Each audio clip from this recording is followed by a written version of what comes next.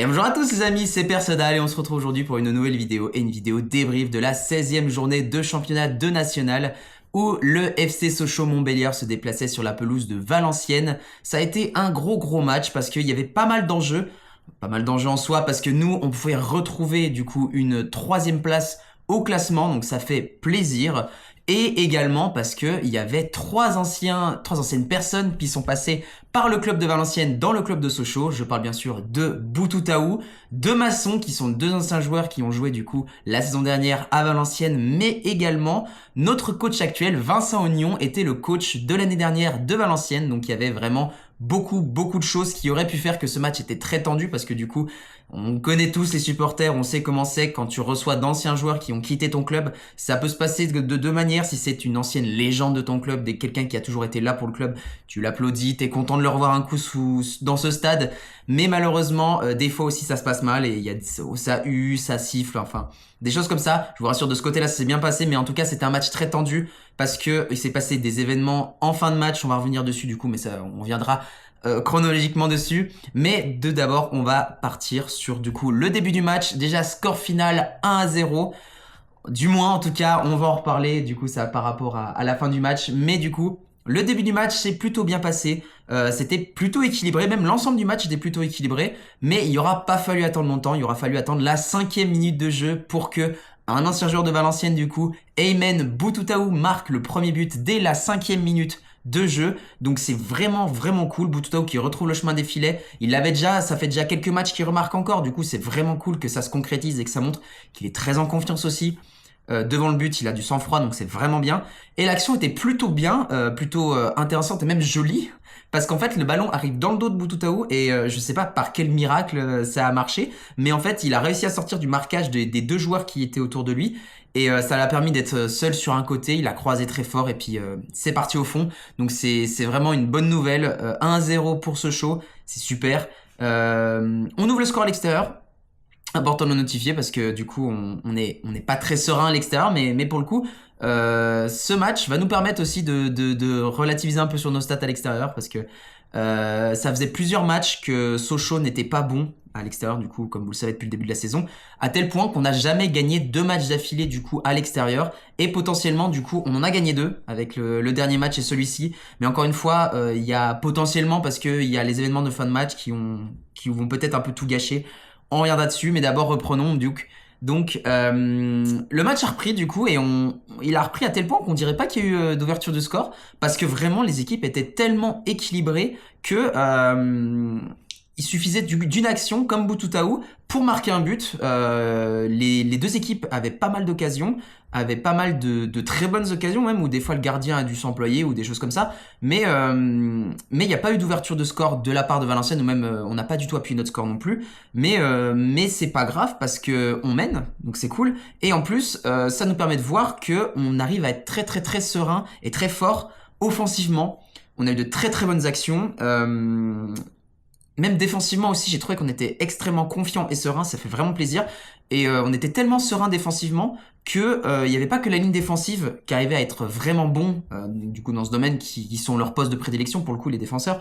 Mais même les attaquants, des fois on arrivait à récupérer le ballon dans les 20 derniers mètres, avec d'ailleurs Boutoutaou, même Djoko aussi, qui ont été très bons tous les deux là-dessus. Et on arrivait à avoir une très bonne technique pour récupérer cette balle et aller dans les derniers mètres pour essayer de planter un deuxième but. C'est pas arrivé du coup, mais c'est pas grave. Moi je souligne le fait que y a les efforts qui ont été faits dans toute l'équipe pour essayer de récupérer le ballon. Parce que Valenciennes pour le coup avait la possession, ils étaient un peu plus dominateurs en première période j'ai trouvé, mais Sochaux tenait bon.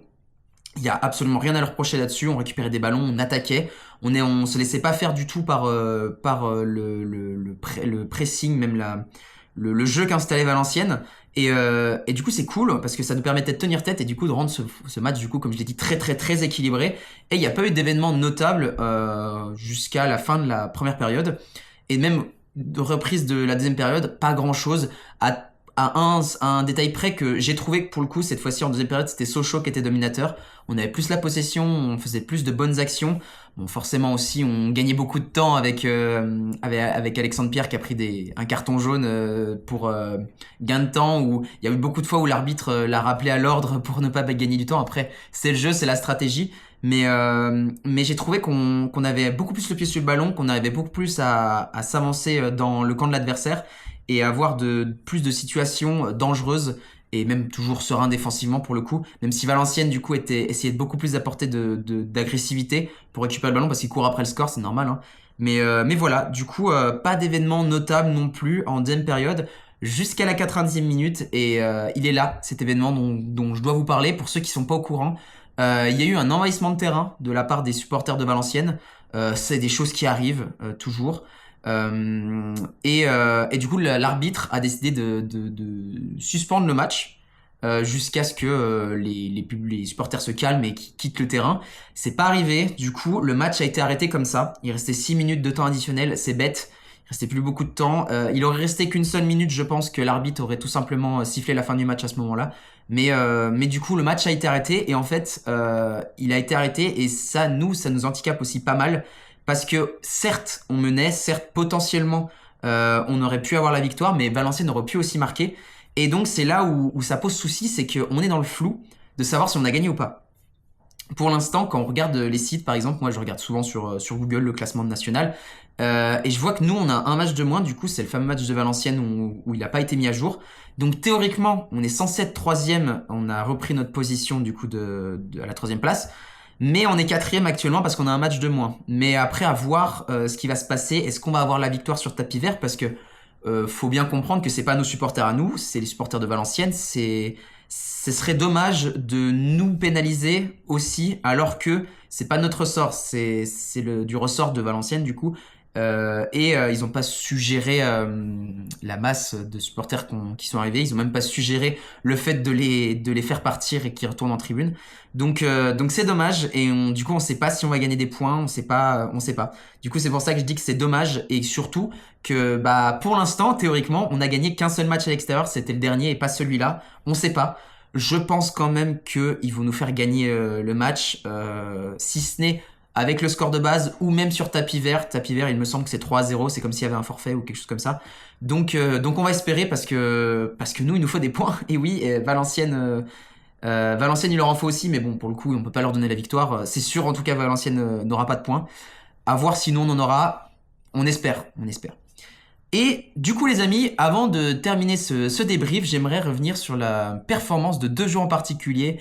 Vous savez très bien de qui je vais parler. Je vais parler de Boutoutaou et de Masson, donc les deux principaux acteurs du dernier match, parce que du coup, comme je l'ai dit, c'est deux anciens joueurs de Valenciennes. La lumière était beaucoup sur eux, du coup, pendant le match, les commentateurs ont fait que de parler d'eux. Mais leur performance est vraiment, vraiment bien. Boutoutaou, avec son but et même aussi sa présence sur le terrain, a été essentiel à l'équipe, j'ai trouvé. Il a beaucoup de confiance offensivement en ce moment. Il est très très très serein. C'est cool de le revoir marquer, qu'il récupère un peu en confiance parce qu'il a eu un tout petit moment de creux. En tout cas, si on se base sur le début de la saison où il était très très bon, là il a eu un petit moment de creux ces derniers matchs sans être vraiment un énorme moment de creux comme certains joueurs qui n'arrivent plus du tout à trouver le chemin des filets. C'est juste que Boutoutaou, il est milieu offensif et donc son rôle n'est pas que de marquer, c'est aussi d'avoir une présence au milieu de terrain, de faire des bonnes passes et tout ça. Et donc il était toujours bon les derniers matchs, mais là il arrive à trouver le chemin des filets, il arrive à être décisif et vraiment c'est cool. Et même sa présence au milieu de terrain dans le match avec ses récupérations qui ont été très très très dangereuses, parce que comme j'ai dit dans les derniers mètres il était là. Et le fait qu'il arrive à avoir une très très bonne vista et essayer de bien s'avancer et de se dégager pour avoir une bonne passe et puis peut-être centrer ou même marquer. Donc franchement, il a été très très bon sur ce match. Et Julien Masson, bien sûr, on n'arrête pas de tarer d'éloges cet homme, mais il est vraiment essentiel à l'équipe. Ça fait vraiment du bien d'avoir un joueur comme ça. Il est très très bon défensivement, il est très très bon même offensivement ou aussi pour gérer le tempo.